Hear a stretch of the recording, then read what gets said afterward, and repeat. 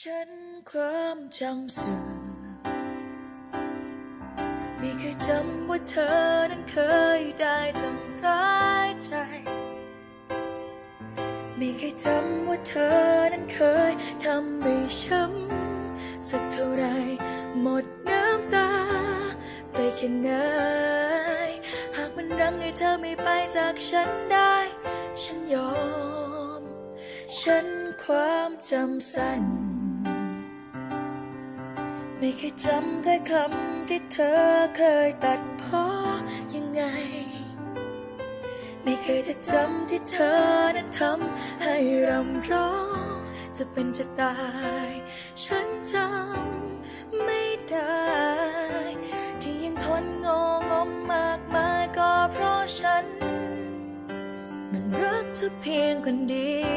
ยวอาจจะดูไม่ดีนะที่ตัวฉันเป็นอย่างนี้อาจจะดูไม่เข้าทีที่ยอมให้เธอ